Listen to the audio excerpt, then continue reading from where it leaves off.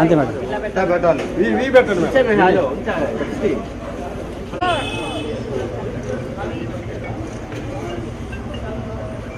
Okay madam.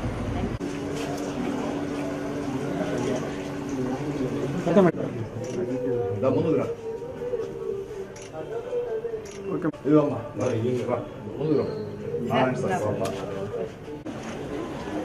Okay madam.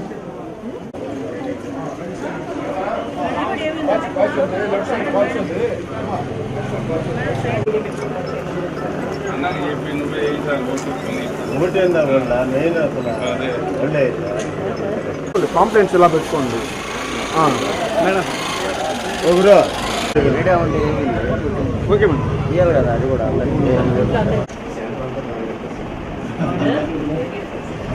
Okay madam. నాన్నగారిని మంచి majority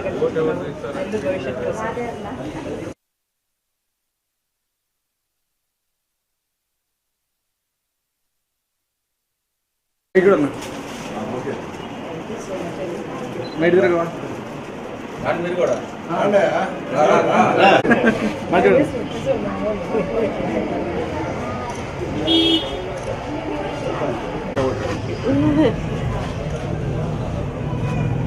okay madam. Okay madam. Okay madam. నా పేరు doctor P సింధూర. నేను మాజీ మంత్రి నారాయణ గారి కుమార్తెను. ఈరోజు 44 డివిజన్ తిప్పరాజు గారి వీధిలో మన టీడీపీ సైన్యంతో కలిసి ఇంటింటికి వెళ్ళి టీడీపీ కోసం ప్రచారం చేయడం అన్నది చేపట్టాము. మీ అందరికీ తెలుసు, గత 2 to 3 monthsగా నేను నెల్లూరులో డిఫరెంట్ డివిజన్స్లో తిరుగుతున్నాను అండ్ డిఫరెంట్ పీపుల్ని మీట్ అవుతున్నాం. అది ఒక చిన్నపిల్లలు కావచ్చు, పెద్దవాళ్ళు కావచ్చు, లేకపోతే ఒక బిజినెస్ పీపుల్ కావచ్చు, లేకపోతే 9 to 6 జాబ్ చేసే వాళ్ళు కావచ్చు, స్కూల్ టీచర్లు కావచ్చు, లేకపోతే రిక్షా పుల్లర్స్ కావచ్చు. ఇట్లా వేరియస్ లెవెల్స్ మనుషుల్ని కలుస్తున్నాము. అట్లా డిఫరెంట్ పీపుల్ని కలిసినా కూడా వాళ్ళందరూ ఒకటే చెప్తున్నారు, మేము ఓటేసేది పార్టీలకి టీడీపీకి కాదు, వేసేది కూడా అది ఒక్క విషయమో 2 విషయాల్లో చూసి కాదమ్మా. పాస్ట్లో ఏం జరిగింది, ప్రజెంట్ ఏం జరుగుతోంది, ఫ్యూచర్లో ఏం జరగబోతోంది, ఆ క్లారిటీ ఉంది కాబట్టే మేము టీడీపీకి ఓటేయబోతున్నాము.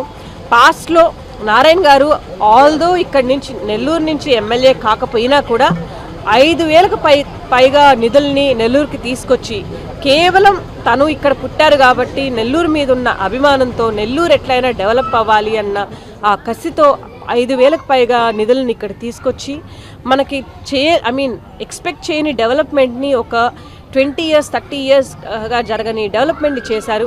అది రోడ్లు అయితే కానివ్వండి, లేకపోతే అండర్గ్రౌండ్ డ్రైనేజ్ అయితే కానివ్వండి, ఇల్లు అలాట్ చేయడానికి కట్టించడం అయితే కానివ్వండి, పార్కులు కానివ్వండి, ఏదైతే మేము ఎక్స్పెక్ట్ చేయలేదో అవన్నీ చేశారు. దానివల్ల ఇప్పటికి కూడా మేము ఆ సదుపాయాలని ఎంజాయ్ చేస్తున్నాము. మా నెక్స్ట్ జనరేషన్ పిల్లలు కూడా ఎంజాయ్ చేస్తున్నారు. అదే ప్రజెంట్ తీసుకుంటే తను స్టార్ట్ చేసిన ఇంత మంచి వర్క్స్ని చివరికి అన్న క్యాంటీన్ లాంటి ఫుడ్ పెట్టే అద్భుతమైన వర్క్స్ని కూడా ఈ గవర్నమెంట్ నాశనం చేసింది. అంతేకాకుండా అండర్గ్రౌండ్ డ్రైనేజ్ ఇలాంటి పనులు అయితే ఒక 80% 90% అయిపోయి ఉన్నా కూడా వాటిల్ని ఆపేశారు, చాలా దుర్మార్గంగా ఆపేశారు. అది మేము తట్టుకోలేకపోతున్నాము. అలాగే బేసిక్ ఎమ్యూనిటీస్, అది ఒక ఎలక్ట్రిసిటీ కావచ్చు, లేకపోతే పెన్షన్లు కావచ్చు, లేకపోతే ఉప్పు పప్పులు కావచ్చు, లేకపోతే బస్సు యొక్క ఛార్జీలు కావచ్చు, అలాంటివన్నీ కూడా పెంచడం వల్ల సామాన్యులు నిరుపేదలు కూడా ఇబ్బంది పడుతున్నారు. అదే ఫ్యూచర్కి వచ్చినట్టయితే మేము చంద్రబాబు నాయుడు గారు ఎట్లయితే హైదరాబాద్ని ఒక మోడల్ సిటీగా కంట్రీలో డెవలప్ చేశారో అదే విజన్ ఉన్న పర్సన్ అలాంగ్ విత్ నారాయణ గారు లాంటి మంచి హార్డ్ వర్కింగ్ విజన్ ఉన్న పర్సన్స్తో కలిసి మాకు నమ్మకం ఉంది, వాళ్ళు డెఫినెట్గా 2014 నుంచి 19 వరకు చేసిన దానికన్నా ఇంకా బెటర్గా చేస్తారు. వాళ్ళు స్టార్ట్ చేసిన వర్క్స్ అన్ని ఫినిష్ చేస్తారు. ప్లస్ మాకే కాదు, మా ఫ్యూచర్ జనరేషన్కి కావాల్సిన వర్క్స్ కూడా ఒక నెక్స్ట్ 30 years 40 years వరకు ఉండిపోయేలాగా క్వాలిటీ వర్క్స్ వాళ్ళు చేయిస్తారని మాకు నమ్మకం ఉంది. సో ఇలా పాస్ట్ చూసాము, ప్రజెంట్ చూస్తున్నాము, ఫ్యూచర్ని కూడా చూసుకొని మేము డెఫినెట్గా టీడీపీని గెలిపించుకుంటాము, మంచి మెజార్టీతో గెలిపించుకుంటామని వాళ్ళ కాన్ఫిడెన్స్ మాకు వ్యక్తం చేస్తున్నారు. ఆ కాన్ఫిడెన్స్తోనే మేము కూడా గట్టిగా రోజు ఈ క్యాంపెయిన్ అన్నది టేకప్ చేయడం అనేది జరుగుతుంది.